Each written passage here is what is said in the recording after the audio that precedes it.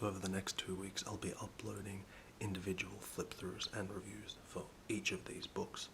But I sort of wanted to do an overview video before getting into them individually, because there are so many, and I wanted to talk about how they work together. And also, I've only got 4 here, but I will also be talking about a number of other ones that relate to the making of The Wizard of Oz, because I think The Wizard of Oz has probably, except for maybe The Hobbit or Star Wars, the most number of books on the making of the movie. And having said that, The Hobbit and Star Wars are both part of a series of films, so this may be the standalone film that has the most books relating to the making of, which is perhaps not surprising, as I don't think it's too much of a stretch to call The Wizard of Oz humanity's most beloved movie. But because of that, and because the movie has so many fans, different people will be wanting different things from the book, and so it can be sometimes confusing to know the differences or how to pair the books for, certain experiences. So just in this overview, I want to discuss that, and then from there you can watch the individual videos on each of the books. So probably the most famous making of book for The Wizard of Oz is The Making of The Wizard of Oz by Al Jean Hermits, and this has been republished and reissued for about almost 40 years now. It was first published in 1977, then again in 84, then in 89 for the 50th anniversary, and then in 1998, and then this 75th anniversary edition in 2013.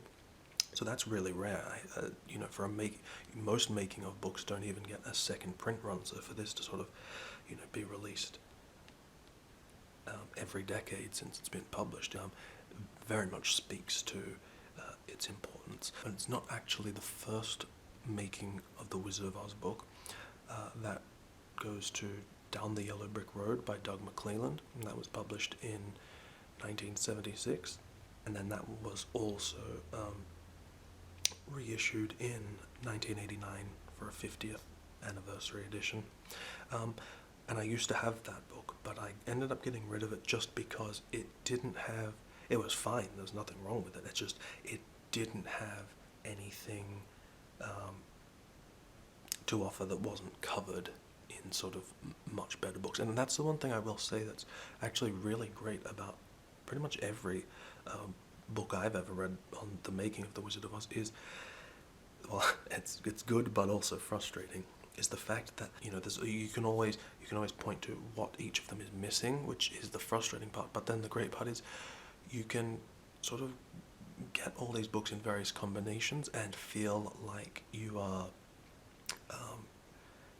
sort of collecting together a whole picture of this movie. They all have unique features, and while the Doug McClelland book, Down the Yellow Brick Road, did have a few tidbits that I've only read in that book, I felt like if I was going to read a book on the making of The Wizard of Oz, I'd go for these first. So The Making of The Wizard of Oz is really the most sort of it's the only one that's not really a picture book. There are pictures in it, sort of black and white images, and then there is about 8 pages of color photos. But this one is, as you can see, it's sort of the only one that's sort of a history book in a way. It's very wordy. It's like reading a novel, which means it's got a ton of great information that you won't find elsewhere, and it's probably the most concise overview of the making of this movie. But the problem is it can be, a little dry at times, and very much branches off to focus on areas that don't specifically relate to the movie. It gets, bogged down in a lot of sort of biography on the filmmakers and the studio. But it's also really good if you want to find out about how films were made during the 1930s, 40s.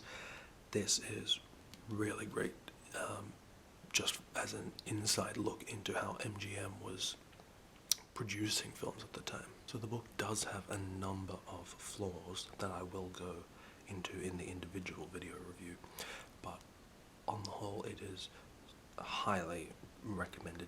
To me, I wouldn't recommend it for the first making of book that you read for The Wizard of Oz.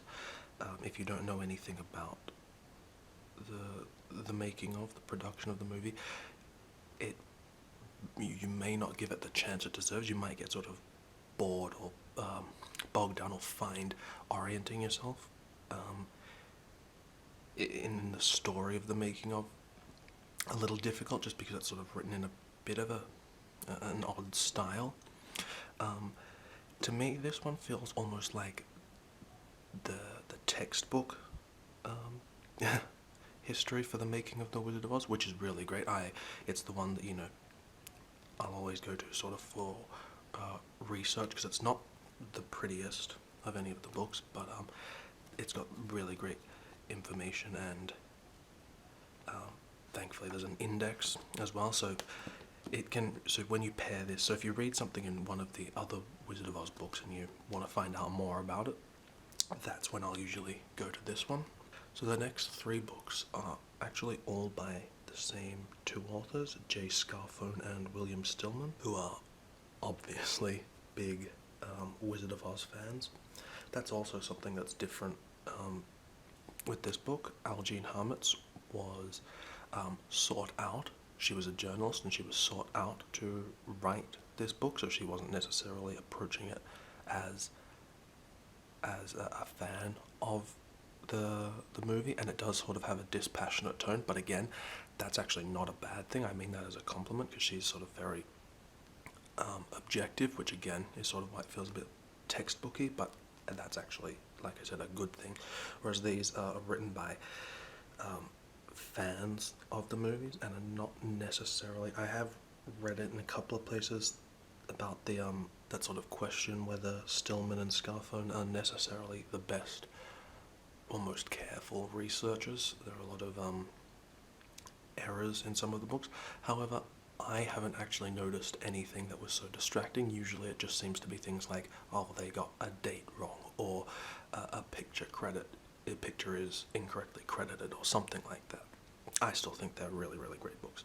So the first one of theirs is The Wizard of Oz, the 50th Anniversary Pictorial History. And I think that's one of the really great things about all the Wizard of Oz books, all the ones I have here and some of the other ones that I'll talk about, is that the titles and subtitles are actually really helpful for understanding what each of the books are. So like the making of The Wizard of Oz, that's what this really is. And then the pictorial history, that's very much appropriate for what it is. It's sort of similar. It's almost like a sort of an abridged version of this book, but contains heaps of really, really great pictures. I think this might actually be the one that has my favorite pictures, even though it is an older book. It was published in 89, and a lot of the things are in black and white. There are quite a number of color sections, but it's actually but it is a really, really nice, well done book, and the idea of a pictorial history, that's what this really is. Their Scarfone and Stillman's books always have a lot of stuff on the merchandising of the film, because they're both big Oz collectors, so a lot of the pictures are from their personal collections. And what's great is, even though there are 3 books by the same 2 authors, you'd think there'd be a lot of overlap, but there really isn't, and that's really, really good. So I never feel like there is much. There's a little bit of crossover, but never enough to be like, oh, I've just paid for the same thing twice, or just got a couple of new chapters things.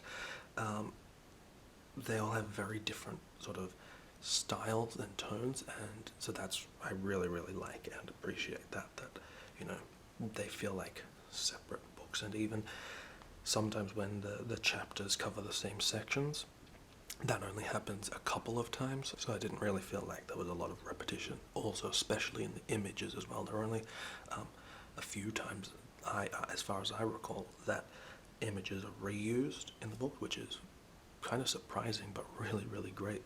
So the pictorial history really does remind me of sort of, like I said, an abridged version of the making of. But there is a lot of pictures, so this one would be, certainly much easier for someone if it's your first time approaching the making of this movie. And then, because there is a lot of sort of imagery to help you visualize things, and then it's not as long and in-depth, the text, so there's less chance of you getting bored or confused.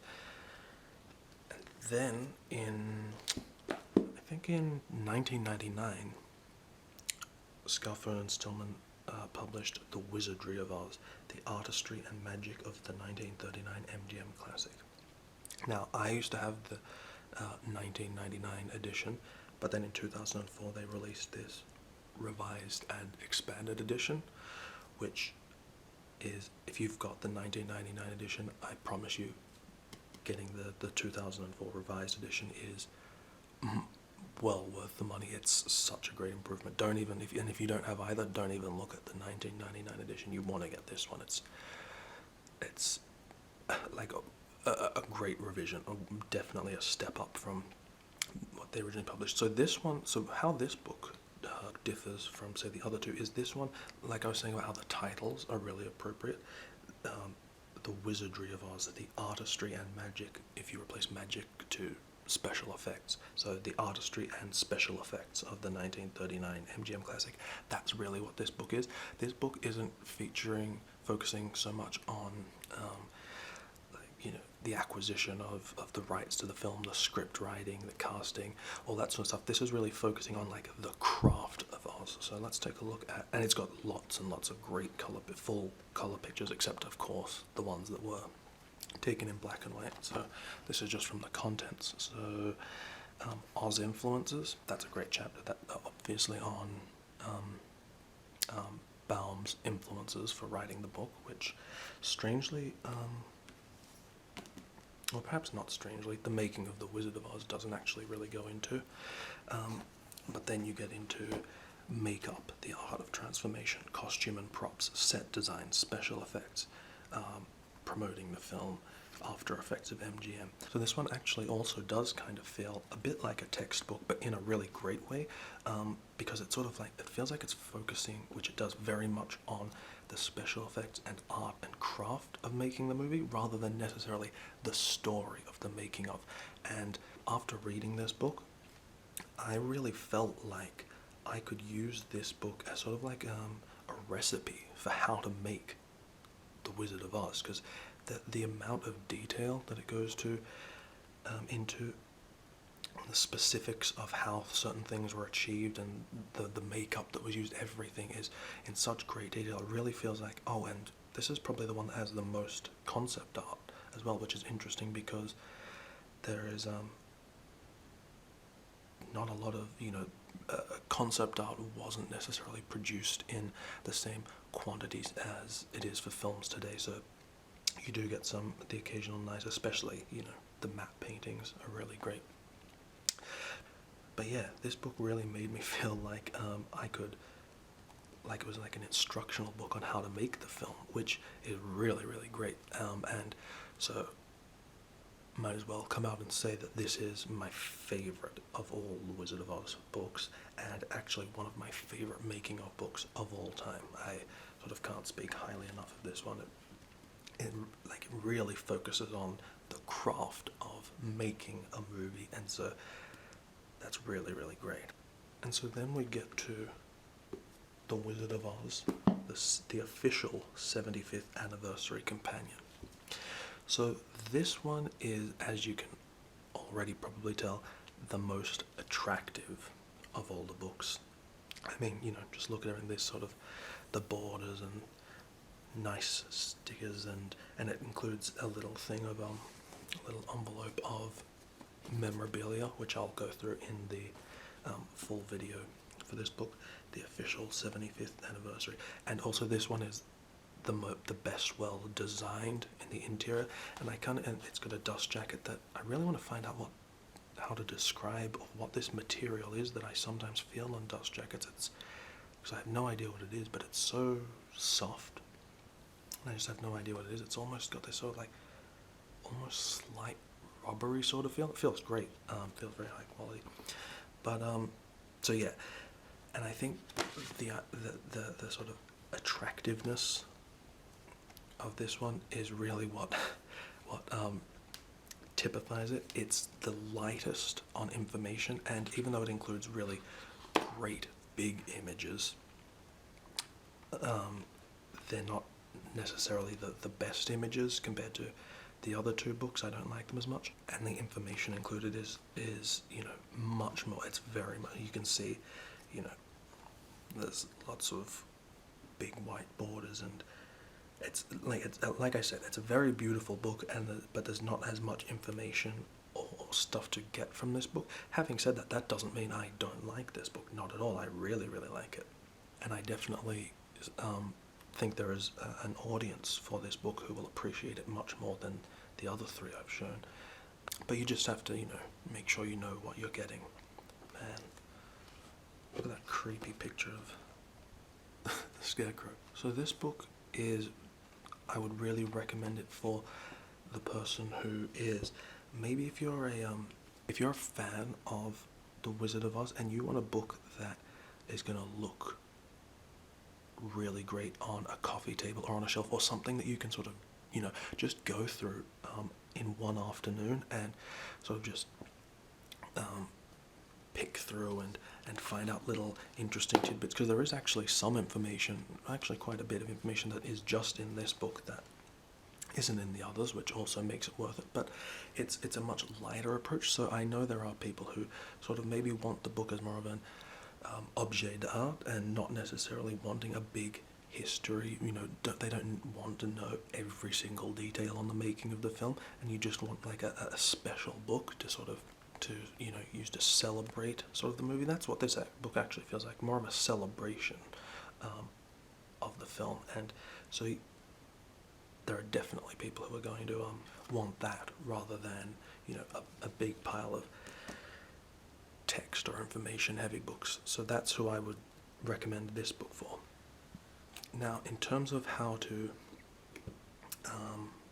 pair these other books and how I would recommend them, because I'm sure not everybody wants to own 4 Wizard of Oz books. So depending on what you want, the ways that I think would be best to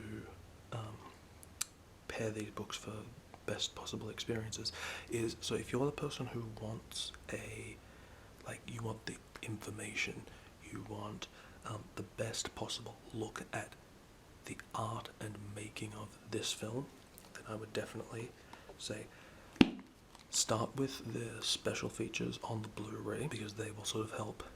They are, and by the way, in none of the DVD or Blu-ray releases or documentaries on the making of this movie even come close to comparing to these books, which is kind of weird but also kind of good, because then it makes you really feel like you're getting something out of these books.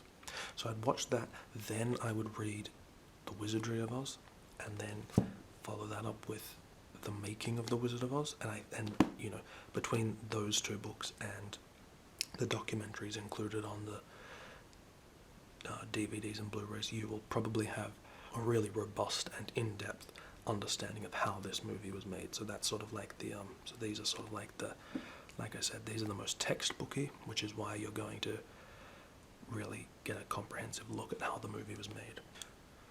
And so like I said, this one I wouldn't necessarily pair with any of these to get a better experience. I think this one sort of stands on its own, and if you want to get it, it's because of the reasons I mentioned about it being sort of beautiful celebration of the movie. So then how the way I would use this book is, if you really want, you definitely could pair all 3 of these together for a great experience. I don't think I would ever say just get these 2, because like I said, this one feels like a lot like this book, just with a lot of pictures. So, which, as I mentioned, this makes this one a really great one to start with, because you're getting, it's not as dense in the information, and then you are getting a lot of really great pictures to look through as well. So if you don't necessarily want the really in-depth, concise history, I could definitely also see someone enjoying just these two books. And so then what about the other books that I don't have here today? Well, like I said, the Doug McClelland book, Down the Yellow Brick Road, if you go with any of those pairings I just mentioned, I don't really think you need that one. But if there are any fans of that book, and you think there is something, a really great way to pair that with any of these other books, or what it picks up on that these books don't, definitely let me know. So there are a ton of other books relating to the making of the film. A lot of them are sort of so small potatoes that I'm not even going to mention them, and so if you see them, you can just sort of assume that I sort of poo-pooed them. But some other ones that are at least worthy of note include, I think it's The Essential Wizard of Oz. It kind of looks like this, but it's more of just like a fact book. Like there's like, a paragraph, like, maybe that big on each page, pretty big text, that just sort of like is like, it's almost like one of those, like 101 facts. I don't have it on because, maybe that's good for if you just want some quick trivia for The Wizard of Oz, rather than reading like a whole history or story on the making of, then that could definitely be useful. But I don't really like it. I'd much rather, if I wanted, sort of more quick facts, look at this book. Then for the 75th anniversary, Life also published a book called 75 Years Down the Yellow Brick Road. And that's actually a really nice book. It's quite expensive, but it's a big photo book. I don't think it really does anything particularly great in terms of behind the scenes or the making of the movie, or helping me get any information that I didn't get from these books. It's the sort of book that if, someone gave you as a gift, you'd really like it, because it is sort of more just like a photo book. There's usually like, like almost like one photo per page, and then like a little paragraph of text talking about something about the making of the movie. But again, I didn't really like it. Some of the photos are nice, and they're nice big quality, but none of the content, either the photos or the text, is better than anything covered in these books. And so then another really good book that I would recommend that I don't have here is called The Wonderful Wizard of Oz, The Illustrated History of the American Classic. And what that one is, the reason I don't have that is because that sort of covers the entire franchise of Oz. It talks about the books and cartoons, and it goes all the way up to Oz the Great and Powerful, the sort of live action Disney movie. And again, the title for that is really appropriate, because it really is an illustrated history. It focuses more on, it's not so much a text history of the Wizard of Oz as it is, showing visuals. It's kind of a bit like this, but for the whole franchise of Oz, talking about all the different aspects. And so I'm not really a big fan of any of the Oz stuff outside of this 1939 movie, but if you are, that definitely looked like a really good book.